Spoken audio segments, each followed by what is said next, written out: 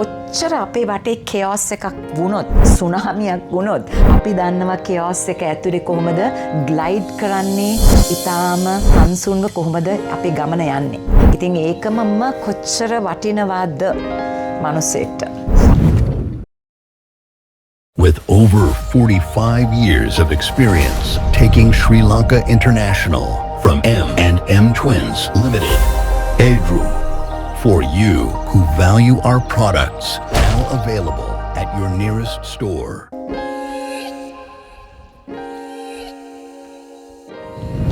අයිබෝන් මේපල් සිලෝමට එකතු වී සිටින ඔබ සමට අපි අද ආවේ ලංකාවේ කණ්ඩායම් සංගීතය බයිලා කලාව වේග රිද්මේ සංගීතය වෙන තාලයකට රැගෙන ගිය විශේෂ චරිතයක් හමු වෙන්න. ඇය කොරින් අල්මේදා. කොරින් අක්කේ අයිබෝන්. අයුබෝවන්. කොරින් අක්කේ ඉතින් අපිට කියන්න මුලින්ම පරම්පරා ගානක් අපිව දැකලා තියෙනවා පොඩි කාලේ ඉඳන් කොහොමද මේ සංගීතයට තියෙන ඇල්ම ඇති වුනේ? මුලින්ම බොහොම ස්තුතියි මාව මේ ප්‍රෝග්‍රෑම් එකට ආරාධනා කරාට. මම ටිකක් කෙටියෙන් කියන්නම් මොකද මේ ප්‍රශ්නේ කීප දෙනෙක්ම ගොඩාක් සැරයක් මම ඒ ප්‍රශ්නෙට උත්තර දීලා තියෙනවා. සංගීතය කියන දේ මගේ පවුලේ තිබුණු දෙයක්. වෘත්තීය මට්ටමෙන් නොවුනාට පවුලේ තිබුණු දෙයක්. මගේ ඩැඩි සහ මමීට හොඳට ඩැඩි ගිටාර් ප්ලේ කරනවා සිං කරනවා. මම ඉතින් එතනින් තමයි පොඩි කාලේ ඉඳන්ම සංගීතය පටන් කිසිම ක්ලාස් එකකටවත් වෝකල් ට්‍රේනින් එකකටවත් ගිහින් නැතුව ඉබේම පවුලේම ඇති වෙච්ච දෙයක්. තිබුණු දෙයක් සංගීතයට ඇල්ම. ඔව්. දැන් අපිට කියන්න මේ කොරින් අල්මේදා කියන එකනා සංගීතය අපි දන්නවානේ අපි පොඩි කාලේ ඉඳන්ම අපිව දන්නවා. එතකොට ඔයා ස්ටේජ් වල පර්ෆෝම් කරන විදිහ අපි දැකලා තියෙනවා අපි ඒකට ආදරේ. කොරින් අල්මේදා කියන්නේ කවුද? මේකනේ වැඩේ මල්ලි. දැන් කොරින් අල්මේදා කියනේ චරිතේ මමත් තාම හොයමින් යන ගමන්. තාම ඔයාට ඔයාව කියලා ගන්න හිතන්න පුළුවන් වෙලා කියනවා. නෑ in general පුළුවන්. නමුත් තමන් ගැන කියනවාට වඩා තමන්ගේ වටේ ඉන්න කට්ටිය තමයි තමන් ගැන හරියටම දන්නේ තමන් කවුද කියලා. නමුත් මම ගත්තොතින් මම එහෙම ඒකට උත්තරේ දෙන්න ගියොතින් ඒකට ගොඩාක් ආන්සර්ස් තියෙනවා. ඉතින් මම කෙටියෙන් කිව්වොතින් ඊ타මත්ම මගේ ජීවිත ගමනේ මගේ හෘද සාක්ෂියට එකඟව ජීවත් වෙන්න හැමතිස්සෙම හදන චරිතයක්. ඉතින් එහෙම කෙටියෙන් මම උත්තරයක් දෙන්න. සංගීත කණ්ඩායම් කීයක විතර මේ විදිහට ඉඳලා තියෙනවා. අපි දන්නවා ජිප්සීස් එකේ සෑහෙන අඩු අපිට මතක කොරින්නක ජිප්සීස් එකේ පොඩි කාලේ අපි ඒක තමයි අපිට මතක. ඊට අමතරව සංගීත කණ්ඩායම් කීයක ඉඳලා තියෙනවා? මම පොඩි කාලේ අවුරුදු 9 දී වගේ තමයි මම සංගීතය පටන් ගත්තේ. කැලිප්සෝ කණ්ඩායම් වල මම ගීත ගායනා කරලා තියෙනවා. මීගමු හෝටල් ශාස්ත්‍රයේ හැම හෝටලයක්ම වගේම මම සිං කරලා තියෙනවා. එතකොට ඒ කැලිප්සෝ එකට අමතරව පොඩි බ්‍රේක් එකකට පස්සේ මම ආයෙත් බටහිර ශාස්ත්‍රයට ආයෙත් ආවහම සමසෙට් කොස්මික් ක්‍රේස් ඒ වගේ බෑන්ඩ්ස් එතකොට ඩුවෝස් ට්‍රියෝස් කීප දෙනෙක් එක්ක මැක්සි රොසයිරෝ වගේ ඊටාම very fantastic singer අපේ වෙස්ටර්න් ෆීල්ඩ් එකේ ඉන එයත් එක්ක එතකොට ගොඩක් දෙනෙක් එක්ක නමුත් ජිප්සීස් එක්ක මම ජොයින් වෙනකොට 1990 ගණන් වල මුල් කාලේ ඇත්තටම කැනඩාවට මම මුලින්ම ආවෙත් ජිප්සීස් කණ්ඩායමත් සමගින් 92 මං හිතන්නේ වසරේ. ඉතින් ඒ කාලේ ඒ ජිප්සීස් එක්ක ගීත ගායනා කරපු ඒ කාල සීමාව අවුරුදු 12කට කිට්ටුයි. නියාමක ගායිකාව හැටියට මම ඒ කණ්ඩායමේ හිටියා. ඊට පස්සේ මම මගේම සෝලෝ මේ ගමන ගියා. මගේම බෑන්ඩ් එකක් එක්ක මම තව අවුරුදු 7ක් මම කරා මගේ මල්ලිත් එක්ක. නමුත් අද වෙනකොට ආයෙත් මම සෝලෝ සිංගර් කෙනෙක් හැටියට තමයි ස්වාධීනව මම වැඩ කරන්නේ. With over 45 years of experience taking Sri Lanka international from M&M Twins Limited, Edru, for you who value our products, now available at your nearest store. කණ්ඩායම් සංගීතයත් එක්ක අපි දකිනවා. ඔව්. කණ්ඩායම් සංගීතය කියන්නේ පවුලේ ඒ සංගීතය තිබුණා ඒ ආශ්‍රිතව අපි හැදුනා වැඩුණා. ඉතින් සංගීත කණ්ඩායම් සංගීතය මට මතකයි ඉස්සර රේඩියෝ මේ අපේ එතකොට TV එහෙම එච්චර තිබුණේ නැහනේ. එතකොට රේඩියෝ එකේ මං හිතන්නේ 11:45 ඉඳලා 12ට කණ්ඩායම් සංගීත කියලා පොඩි 15 minute program එකක් ගියා. ඉතින් ඒවා අපි හරියට රස වින්දා මේ හොඳට රේඩියෝ එකකින් එහෙම අහලා අපේ ගෙවල් වලත් ඒ ආශ්‍රිතව තමයි ඒ ආభాෂය තමයි තිබුණේ. ඒකයි අද වෙනකොටත් ගීතයක් ගායනා කරනකොට ඔය හාමනි එකක් ගායනා කරන්න පුළුවන් වෙන්නේ අන්න ඔය ආభాෂයත් එක්ක අපි හැදුන වැඩුණු නිසා. පොරින්නක දැන් අපි පොඩි කාලේ දැක්ක පොරින්නක් තමයි තාම ඉන්නේ. කොහොමද එනර්ජි එක තියාගෙන ඉන්නේ ඒ දැන් ඔයා ස්ටේජ් එකට ගියාම එනර්ජි එක මේන්ටේන් කරන විදිය. මොකක්ද ඒකේ තියෙන රහස? එහෙම ලොකු රහසක් නෑ මල්ලි. ඉතින් මට නම් වේදිකාව තමයි මගේ හැපි ප්ලේස් එක. මගේ සතුටුම ප්ලේස් එක. කොහේ සීන් කරත් කොහේ ගීත ගායනා කරත් ඒ වේදිකාව තමයි මගේ සතුටු ප්ලේස් එක. ඉතින් එතෙන්ට ගියාම just මං වෙනවා. I'm just so මං එකට හරි ආදරේ. ඒකට age is only a number. වයසක් ඒකට බලපාන්නේ. ඉතින් ඒ එනර්ජි එක ඒ විදිහටම අදටත් මම ඒක මේ තියාගෙන යනවා. ඉතින් මං ගැන ඉතාම සතුටුයි සහ ආඩම්බරයි. දැන් පොරින්නක අවුරුදු 35ක් විතර ඔයා මේ මම හිතන්නේ මේ සංගීත ශේෂ්ත්‍රයට ඇවිල්ලා නේද? මම හිතන්නේ more than 35ක්.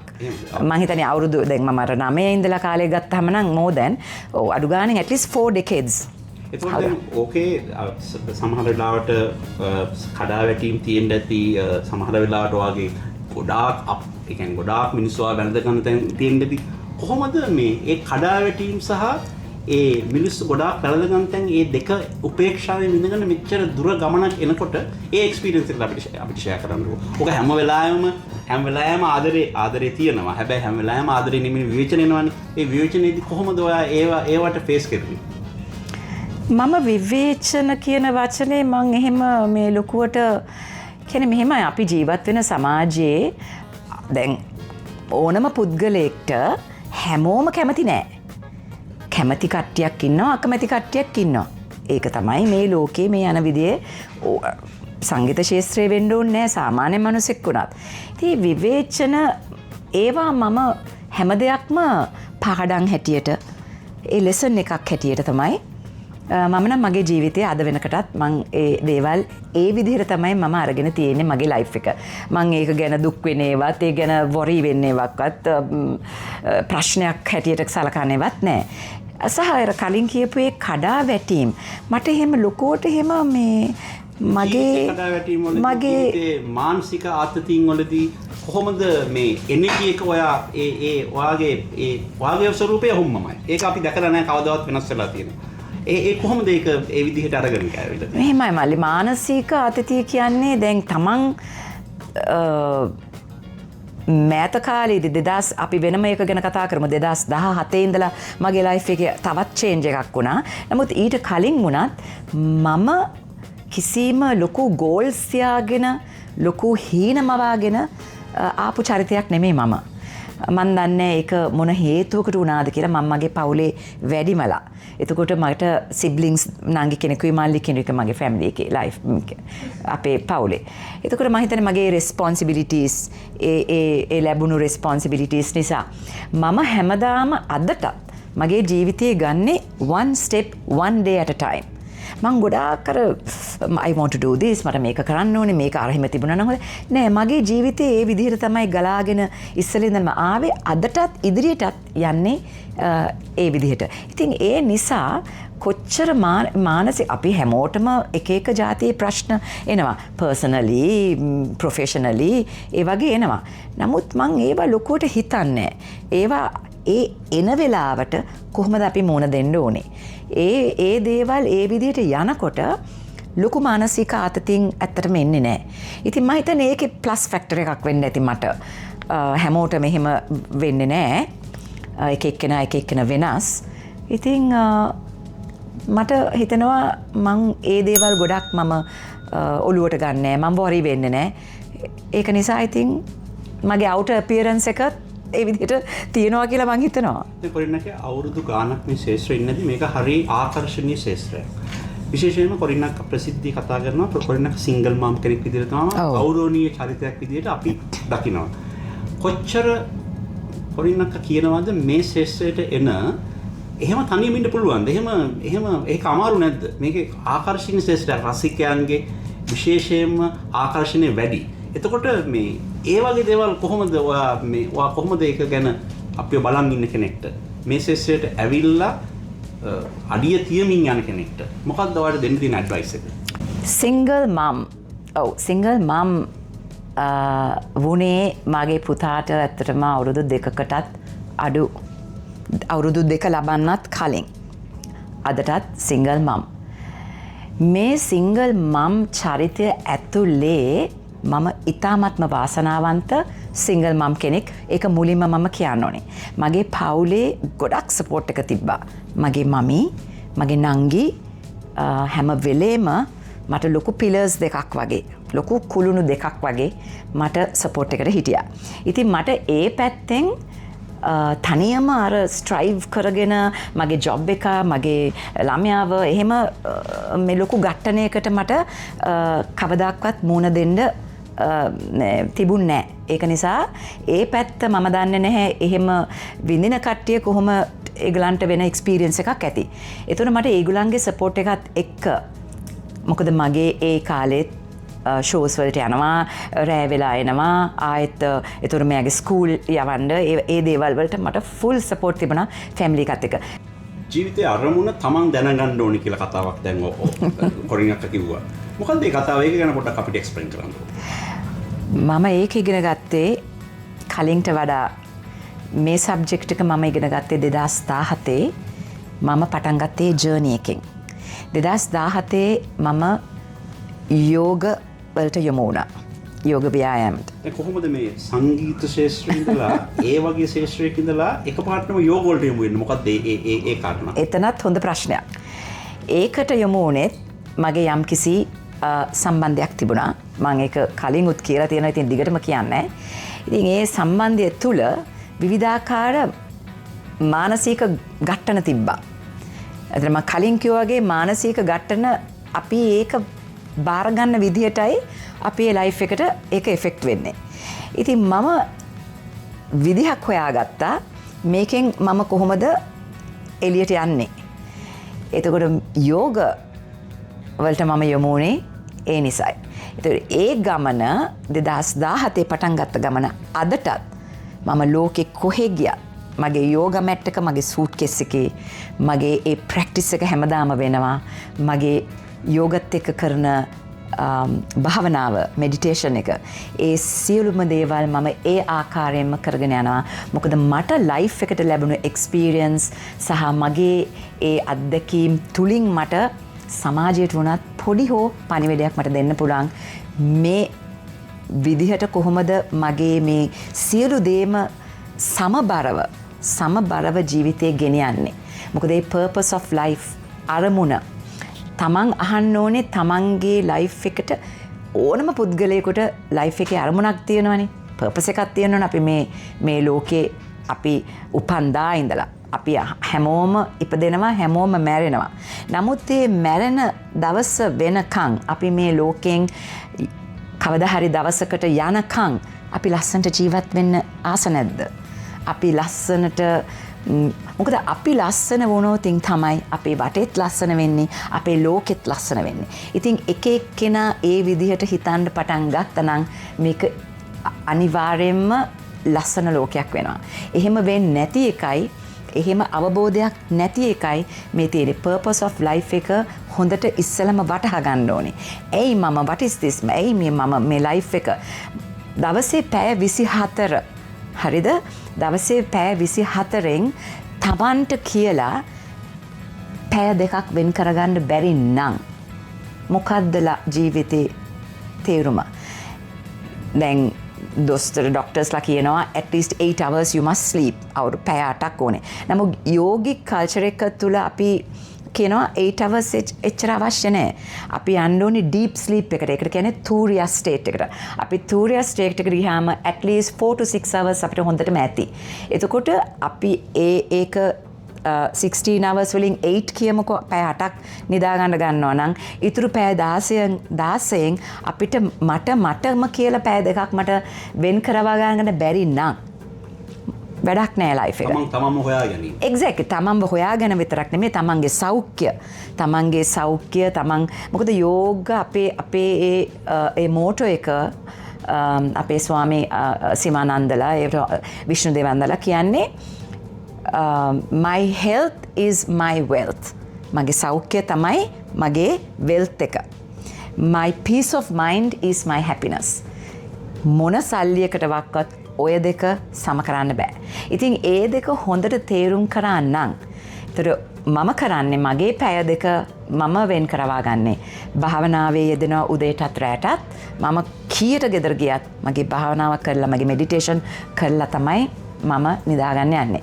උදේ නැගිට්ටාම පැයකට ආසන්න කාලයක් මගේ යෝග ව්‍යායාමයේ මම යෙදෙනවා.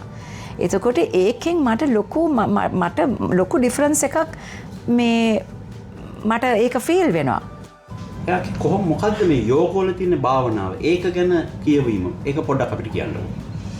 ඕකේ. සෝ භාවනාව කියන්නේ මෙඩිටේෂන්. යෝගවල අපි භාවනාව දැන් මම මගේ ආගම ගත්තොතින් මම ක්‍රිස්තියානි ආගම. නමුත් මම අද වෙනකොට මගේ ආගම කවුරු හරි මගෙන් ඇහුවොතින් what's your religion? මට කියන්නේ I am a spiritual being. එච්චරයි. මොකද මේ යෝග භාවනාව තුළ ගොඩාක් දේවල් ඉගෙනගෙන තියෙනවා.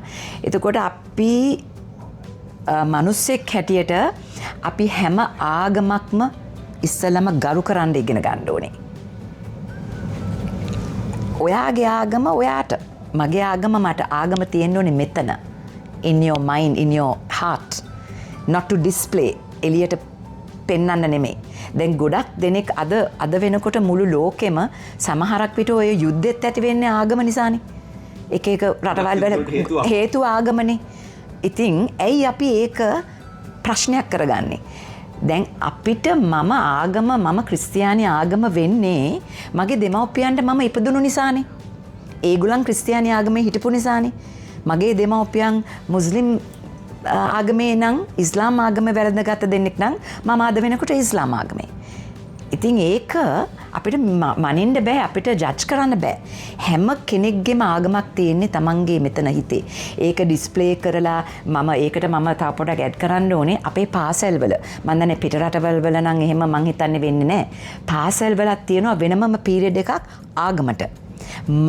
මගේ පර්සනල් ඔපීනියන් එක එහෙම විය යුතු නැහැ.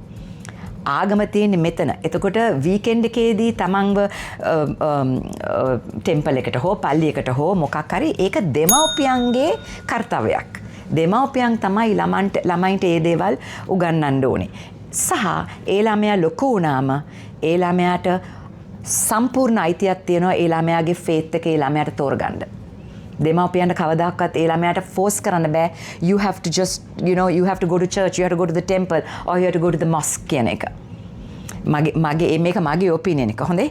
එතකොට මේ ලෝකේ තව පොඩක් ලස්සන වෙනවා. මෙතන වැඩේ තියෙන්නේ කවුරු හෝ ආගමක් පෙන්වන්න හදන්නේ ඒගොල්ලන්ගේ එක තමයි හරි එක කියලා. ඒගොල්ලන්ගේ එක නෙමෙයි හරි එක. ඒගොල්ලන්ගේ ඒ ආගම හැම ආගමක් තුලම උගන්වන්නේ හොඳ දේවල්. අපි දැනගන්න ඕනේ මිනිස්සෙක් හැටියට එක එක්කෙනාවට ගරු කරන්න. එයාගේ ආගම එයාගේ. කාට හරි ඕනනම් එළියේ තියෙන ගලකට වර්ෂිප් කරන්න ඒක එයාගේ කැමැත්ත. එතන තමයි මම ඉන්නේ ඔය ආගම සම්බන්ධයෙන්. ඒතර මෙඩිටේෂන් කියන්නේ අපි මේ දැන් යෝග තුල අපේ හුස්මත් එක්ක තමයි අපි ඝට්ටනය ගනුදෙනුව තියෙන්නේ. not ඝට්ටනය ගනුදෙනුව. එතකොට අපේ හුස්ම තමයි හරිම ඉම්පෝටන්ට්ම දේ.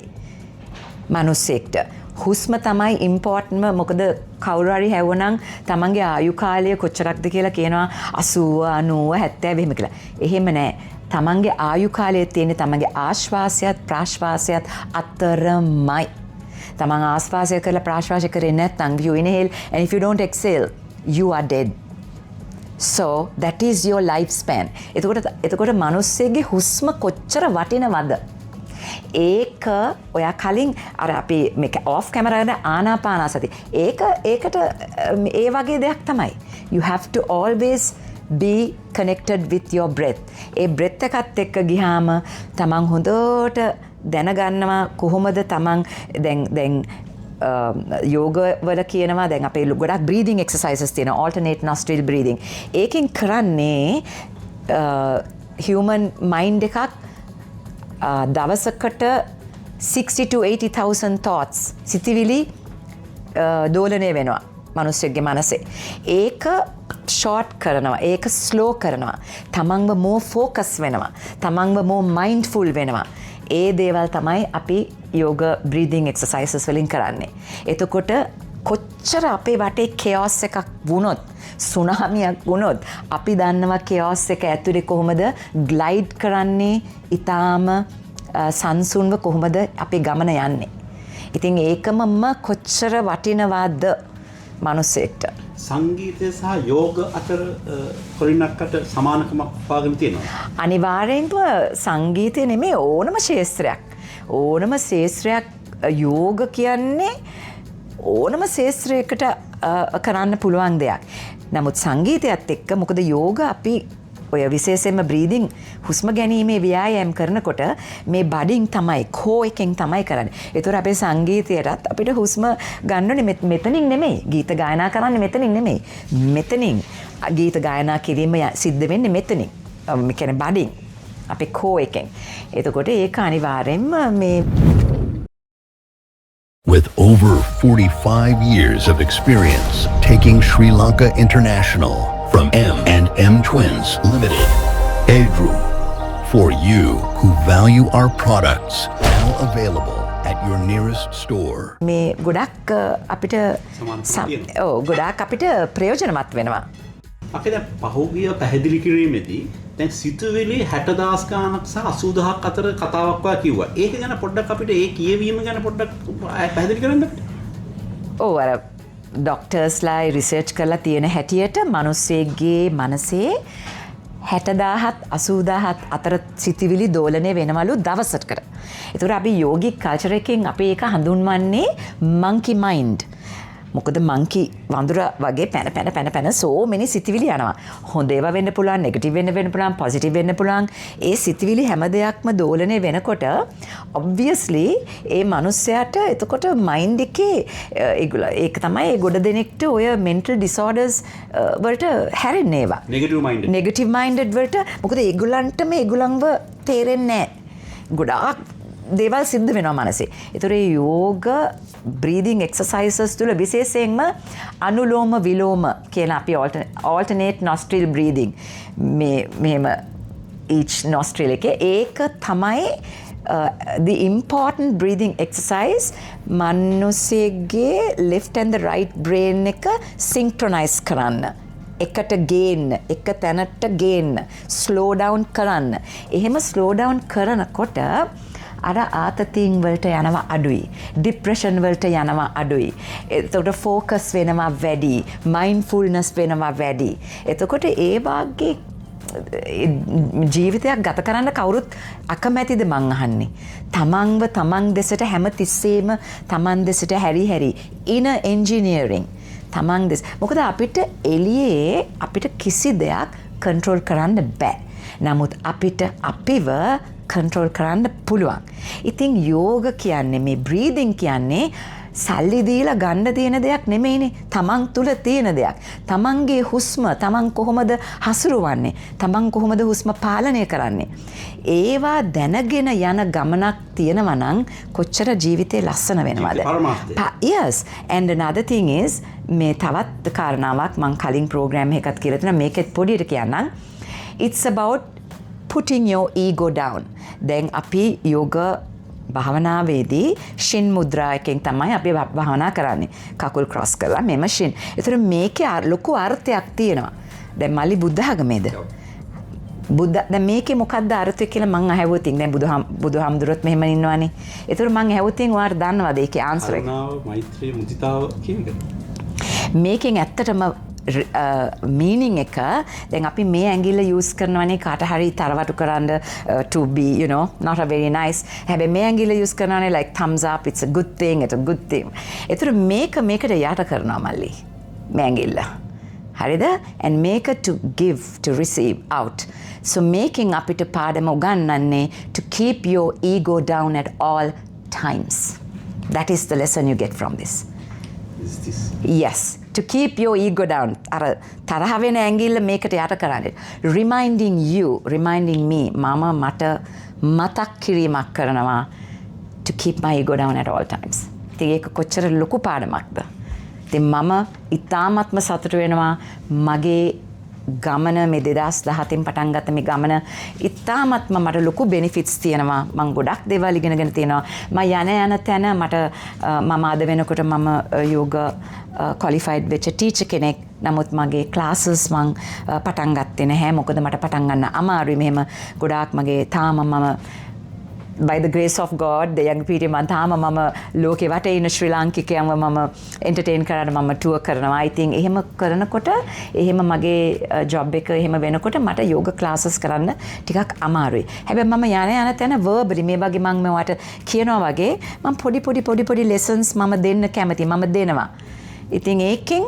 100ක් අහගෙන හිටියත් එක්කෙනෙක් දෙන්නෙක් පාඩමක් ඉගෙන ගත්තත් ඒක මට ලොකු blessing එකක් අපිට තේරෙනවා ජීවිතේ purpose එක ඔයා කොහොමද යෝග වලින් පැහැදිලි කරන්නේ exactly පිනක් ඔයා පින මට මම I consider it a blessing කොරණක කොහොමද ආගම වාගේ ජීවිතේට උපකාරී වුණේ මේ සක්සස් එක මම කලින් කිව්වා වගේ මම ක්‍රිස්තියානි ආගමෙන් පවුලක ඉපදුණු කෙනෙක් නමුත් අද වෙනකොට මම කියන්න කැමති නෑ මම ක්‍රිස්තියානිද මම බෞද්ධද මම කැමති කියන්න I am a spiritual being spiritual කියන වචනේ ඕනම ආගමට පොදුයි බෞද්ධ ආගමටත් ධර්මය පොදුයි ඉස්ලාම් එකටත් ඒගොල්ලන්ගේ ධර්ම ඒගොල්ලන්ගේ you know they are spiritual so I like to call myself මං කැමති to say that I am a spiritual being මම හැමදාම හැම සුමානෙම පල්ලියකට යන්නේ නෑ ඉස්සර මං පල්ලි ගියා but මට තේරෙනවා අද වෙනකොට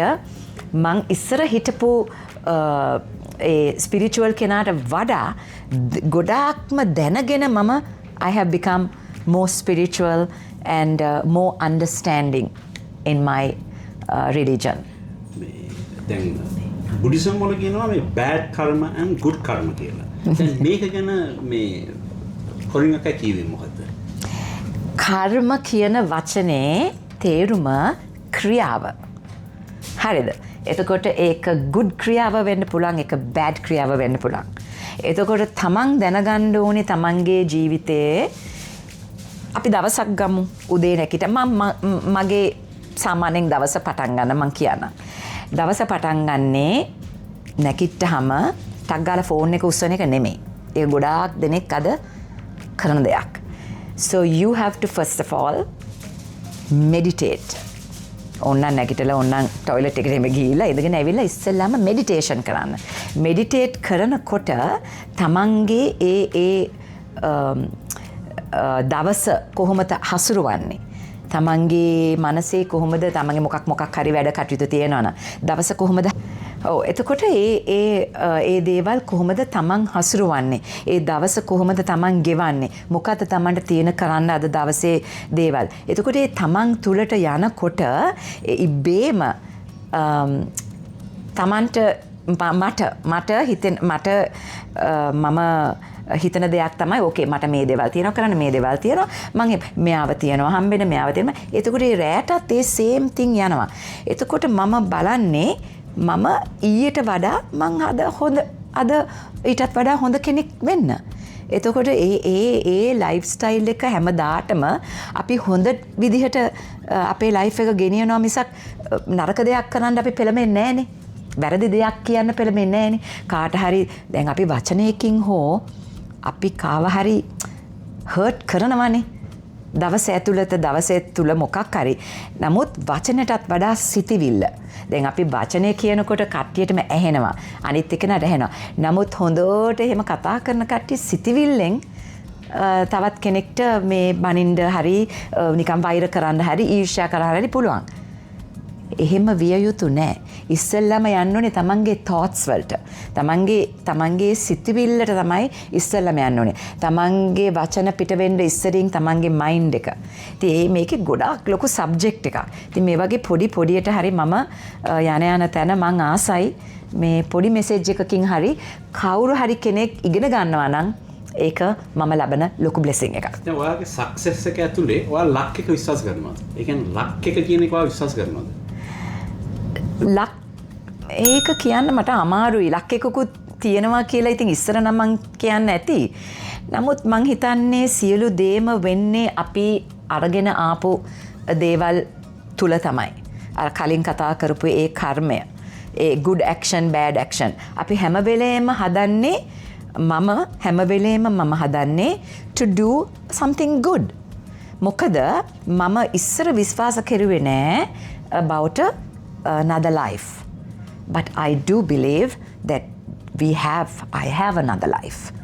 මොකද අපේ මේ ආත්මය අපේ මේ ශරීරය අපි මැරුණාම ඒක නිකන් dust වෙනවා දූවිලි වෙනවා. But I believe මම විශ්වාස කරනවා that එතකොට මම මේ life එකේ පුළුවන් තරම් මම හොඳ කර්ම මම එකතු කරගන්නවා for my next life because I need to be even a better person in my next life. So it's very simple. So I guess මම මගේ life එකේ අදටත් මං ඉතාමත්ම සතුටින් ඉතාමත්ම හැම දේ ගැනම I'm a very silent observer. නිශ්ශබ්දව එළිය බලනවට වඩා මම මගේ ඇතුලේ බලනවා. I try to correct myself every minute and second of the day. දවසේ මම ඉතාමත්ම what do you call this in Sinhalese? Not ඉවසිලිමත්. විමසිල්ලෙන්. Yes. දැන් තමන්ගේ අතුල පෙන්න කට්ටියට වටපිටාව ගොඩක් සුපරීක්ෂාකාරීව බලන්න පුළුවන්. Yes. දැන් කොරින්නක්කගේ කියවීම අනුව දැන් ලංකාවේ තියෙන සංගීත ශාස්ත්‍රය ගැන කොරින්නක්ක කියුවේ මොකක්ද? මගේ කියවීම අනිත් ශාස්ත්‍රවල වල වගේම සංගීත ශාස්ත්‍රයේත් ලොකු වෙනසක් මට පේනවා. ඒක ඉතාමත්ම හොඳයි. ගොඩාක් young generation එකක් ඇවිත් ඉන්නවා. ගොඩාක් bands ඇවිත් ඉන්නවා. එහෙම තමයි වෙන්න ඕනේ. මේ ලෝකේ ගෝලාකාරයි. ඒක ඒ විදිහට තමයි we need to be like that. එහෙම විය යුතුයි. නමුත් මම සමහරක් තැන්වලදී ටිකක් disappoint වෙන අවස්ථා තියෙනවා. මොනවද දැන් උනේ? disappoint වෙන්නේ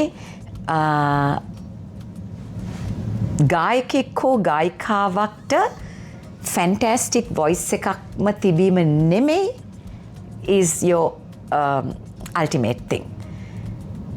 දැන් කෙනෙක්ට wow she has a fantastic voice කියන තැන නෙමෙයි ඒක මගේ විශ්වාසය. හොඳේ my opinion. මට හිතෙනවා මම believe කරනවා සහ මං ඒ සියලු දේවල් පිළිපදිනවා you need to have other qualities in you.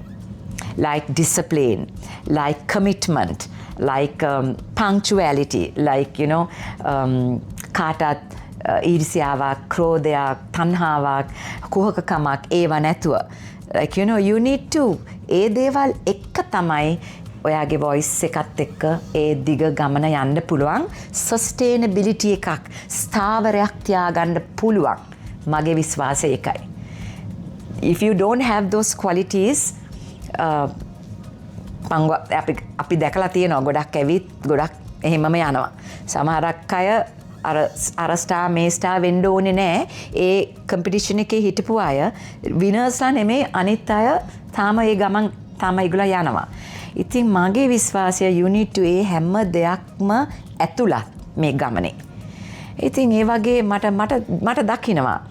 ඉතින් කියන්නේ වෘත්තීය ස්වභාවය professionality කියන එක නැති වෙලා professional word එක ඇතුලේ මේ qualities ඔක්කොම තියෙන්න ඕනේ කියන තැනයි මම ඉන්නේ. දැන් ඒ කොරින්නක්කල ආව කාලේට වඩා දැන් ඒක අඩුයිද?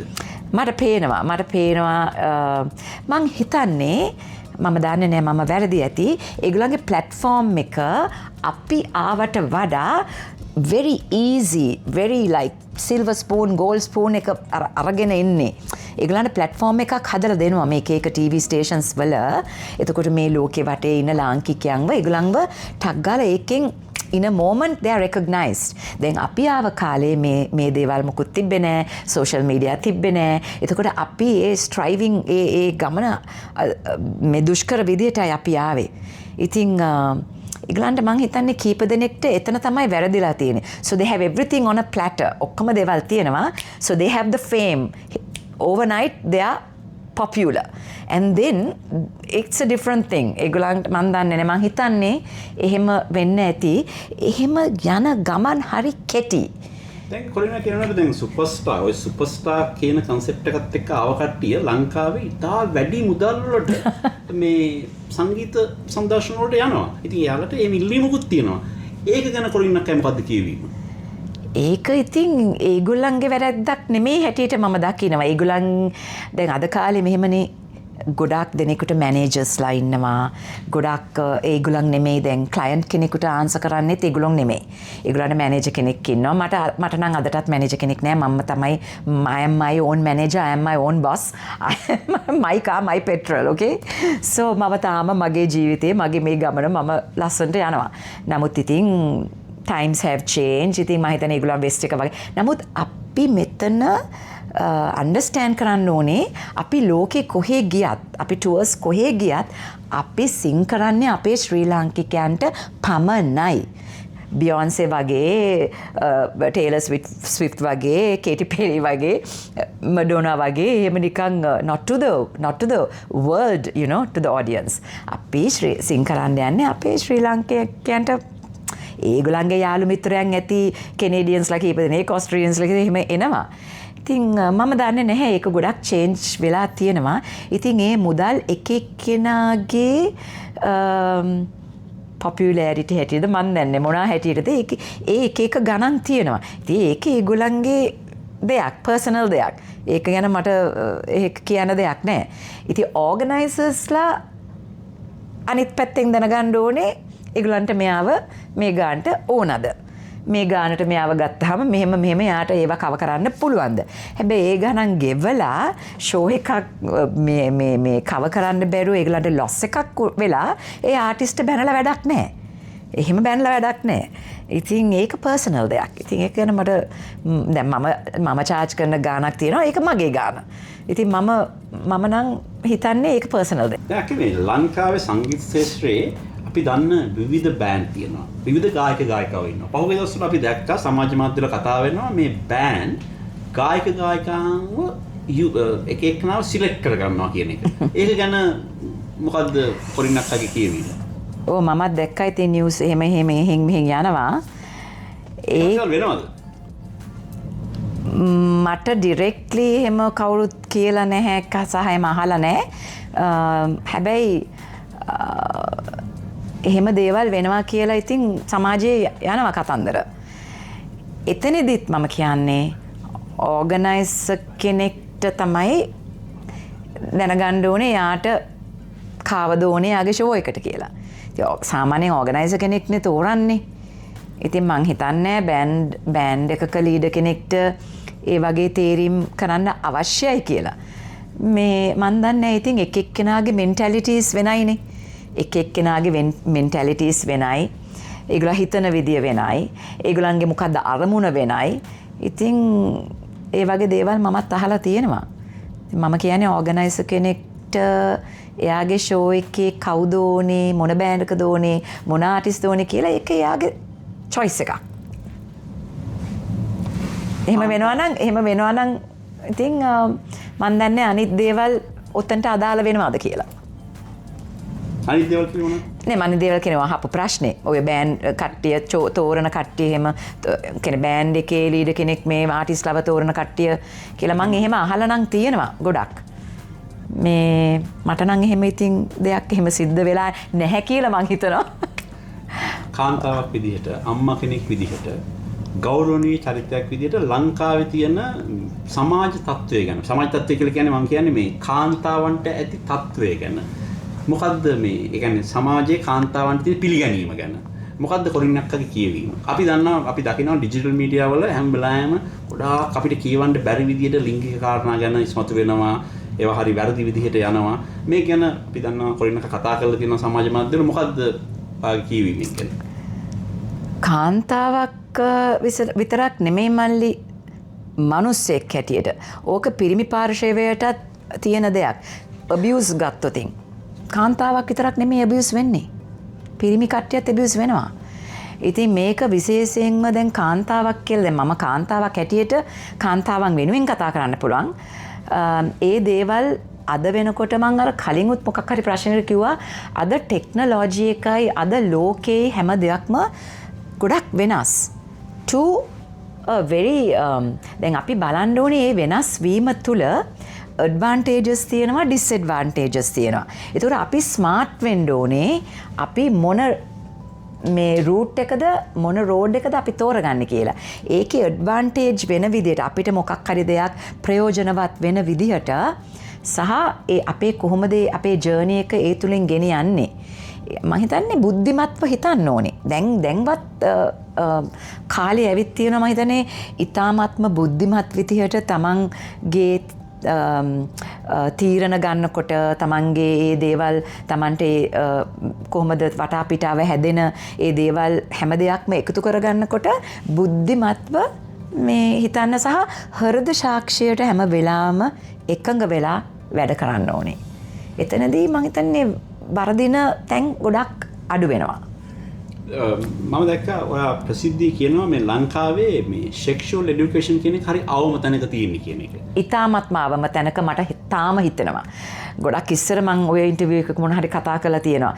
ඒකත් මම හිතනවා අපේ පාසල් වලට ඔය සබ්ජෙක්ට් එක ගේන්න ඕනේ. අර මම කලින් කිව්වා වගේ ඒ ආගම මේ පාසල් සබ්ජෙක්ට් එක පීරියඩ් එක නැතුව ආගම පීරියඩ් එක නැතුව mentally ඒ mental health එකක් ගේන්න ඕනේ එතෙන්ට. මම හිතන හැටියට මගේ ඔපිනියන් එක.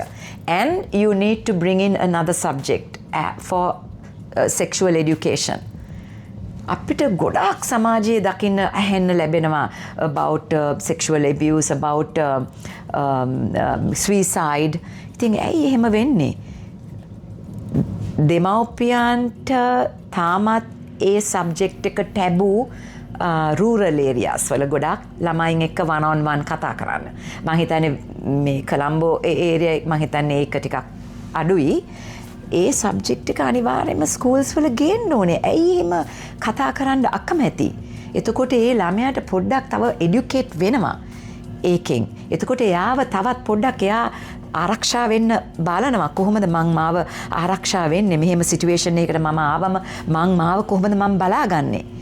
අනේ මන් දන්නේ මට ඒක මං හිතනවා අපේ මේ අලුත් රජය ඒ දේවලුත් ඉදිරියට ගෙනේ කියලා මං බලාපොරොත්තු වෙනවා.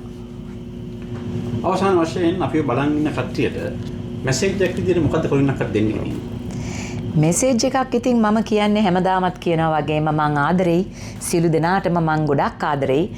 මම අදටත් මේ ශේත්‍රයේ මේ විදිහට මේ රඳා පැවැත්ම මේ සස්ටේනබිලිටි එක තියාගෙන ඉන්නේ ඔයගලන්ගේ තියෙන මට ආදරය නිසා. ඉතින් හැමදාම මේ ආදරේ මං කලින් කිව්වා ආයෙත් කියනවා අපිට හැමෝම ආදරේ නෑ. අපිට අකමැති කට්ටියක් ඉන්නවා. ආදරේ කරන්නේ නැති කට්ටියක් ඉන්නවා. ආදරේ කරන කට්ටිය ගොඩක් තවත් ගොඩක් ආදරේ කරන්නේ නැති කට්ටියටත් මම ආදරේ ඔයගලන්ට පෙරලලා අපි එකිනෙකාට ආදරේ කරමු. එතකොට මේ ලෝකය ලස්සන ලෝකයක් වෙනවා. කැනඩාවට මේ කීවෙනි වතාවටද මේ ආවේ? ඒකත් මම කිව්වා 92 වල තමයි මම ෆස්ට්ම ආවේ ජිප්සීස් එක්ක. and මට මතකයි Canada, Wonderland and the Harbourfront Sri Lankan Day. ඒකට මං හිතන්නේ මම දෙපාරක් විතර ඇවිත් තියෙනවා. සහ ගොඩාක් ආදිශිෂ්‍ය සංගම් තියෙනවා මෙහි අපේ ලංකාවේ ආදිශිෂ්‍ය සංගම් girls schools boys schools දැන් මම මේ ඇවිත් ඉන්නේ මෙදා පාර HFC එකේ බම්බලපිට HFC එකේ ඩිනර් ඩාන්ස් එකට සහ මට ප්‍රයිවට් වෙඩින් එකක් තිබුණා. ඉතින් ඊටාත්ම සතුටින් ආදරයෙන් මං ඒ දේවල් පිළි අරගෙන අදටත් මම ඉතින් යනවා ලෝකෙ වටේ. ඒක නිමා කරන්න කලින් මම දැකලා ඉන්න කොන්නක හැම වෙලාවෙම මේ ලස්සන කෝප් දැන් ගොඩක් කරවට ආව දාගෙන ඉන්නවා. ඒක ආකර්ෂණීය. ස්කාෆ් එක මට හොඳට කොණ්ඩේ තියෙනවා හොඳේ. මං ඉතින් ආසයි. මං ආසනේ මගේ මූණට කොණ්ඩේ වැටෙනවාට. ඒක එකක්. ඉතින් මෙහෙම ගැට ගන්නකොට ලස්සන්ට මම ඉන්නවා. ඉතින් මේ මට මේකෙන් සිං කරනකොටත් ඔය මූණට වැටෙනවා. ඔය රැලි වැටෙනවා. ඒක එකක්. But and I also like fashion. ඉතින් මං එක colours දානවා. මං ආසයි. කොහොමද කාර්ය බහුල වෙලාවක අපිට මේ අවස්ථාව දුන්න එකට ඔයාලට ගොඩාක් ස්තුතියි. ගොඩාක් ස්තුතියි ඔය සියලු දෙනාටමත් මේ අපේ කැමරා ක්‍රූ කරන මාලියා දෙන්නාටත් thank you so much. කැනඩාවේ වෙසෙන අපේ සියලුම ශ්‍රී ලාංකිකයන්ට one more time I love you all and continue to give me the support and love and I love you in return. Thank you. ඉතින් හිතුවේ නැවතත් මෙවැනි ආකර්ශනීය චරිතයක් එක්ක ඔබ වෙත එනතුරු ඔබ සැමට ආවඩා අයබෝ වේවා. අයබෝවන්. With over 45 years of experience taking Sri Lanka international from M&M Twins Limited, Edru, for you who value our products, now available at your nearest store.